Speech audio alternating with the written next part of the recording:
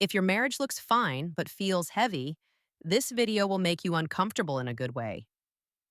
Something quietly changed in the last 100 years that made marriage far more unnatural than we realize. Until this hidden shift is understood, even the best therapy treats only the surface, not the real root of the suffering. By the end of this video, you'll see your marriage or relationship very differently.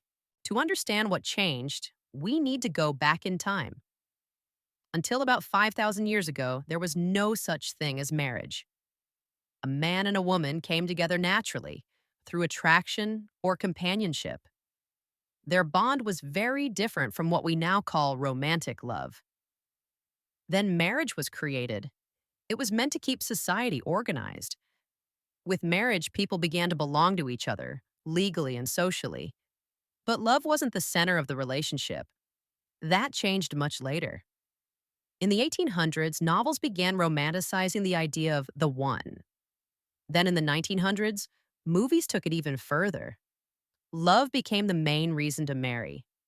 We were shown perfect partners and perfect happiness, so we entered relationships believing one person would complete us, that they would meet all our emotional needs. And when that didn't happen, we blamed the person. We thought, if only they were different, we'd be happy. But what if the problem isn't the person, it's the story we were taught? Marriage is man made.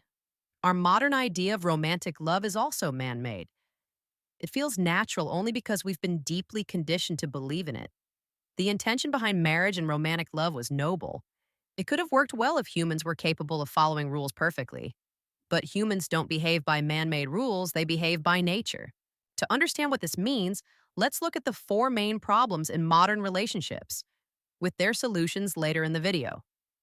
First problem is expectation. The problem starts when we expect our partner to meet all our expectations just because they love us. We want them to think like us, act like us, love us in the exact way we want, say the right things, react the right way, and never feel attracted to anyone else. What we forget is that these are our expectations. The other person may genuinely try their best, but no one can behave exactly the way another person expects them to. That gap is where suffering begins. Second is attachment. We were never meant to rely on one person for all our happiness. When we get too attached, the brain starts reacting with fear. Fear of losing the person, fear of change, fear of being alone. That fear shows up as jealousy, control, overthinking, or constant insecurity. In nature, emotional bonds are meant to help life grow, not hold it tight. A healthy connection lets people feel close without losing their freedom. But attachment tries to hold on tightly. It creates pressure on both people. One feels anxious, the other feels trapped. Third is ego clash. In the beginning, couples try to understand each other, but over time, ego steps in. Now it's no longer about solving the problem, it's about who is right and who is wrong. Small disagreements turn into arguments because no one wants to lose. Ego makes people defend themselves instead of listening. Saying sorry feels like giving up power. Slowly, hurt feelings don't get resolved. They get stored as resentment. The relationship starts to feel like a competition instead of a partnership. Fourth is loss of identity. In the beginning, partners adjust a little for each other, and that's normal. But over time, one or both people start giving up their interests, opinions, friendships, and even their way of thinking.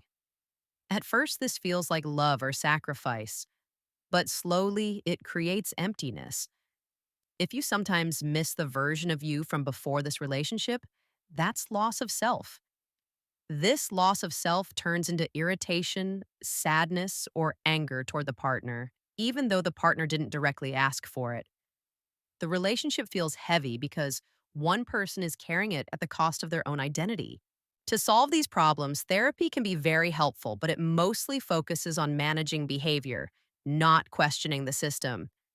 It does so because it's designed to help people function within society, not challenge the beliefs society is built on. So things improve for a while, but the deeper suffering often stays. So the real question is, What actually needs to change? Firstly, letting go of expectations doesn't mean having none. Basic things like honesty, loyalty, and shared responsibility matter. But beyond that, every extra expectation quietly turns into disappointment. Secondly, the solution to attachment isn't loving less. When you stop expecting your partner to be your source of safety or completeness, fear slowly reduces. The love stays, but the suffering disappears. Thirdly, reacting from ego usually leads nowhere, just stress, distance, and wasted energy. When you drop the ego, not to give up, but to protect your peace, you respond from strength instead of reaction. And when you don't react, the other person often softens too. Sometimes they even apologize. Fourthly, a healthy marriage works when both people already have a life of their own. And it means you stay connected to who you are instead of shrinking to keep the relationship comfortable. So, if you marry to attach to or depend on someone, you'll also have to accept the suffering that comes with it. If you want a truly peaceful marriage, it won't look like a normal relationship. That may feel disappointing at first, but as you practice it, you'll start to live more freely and feel the love more deeply for your partner.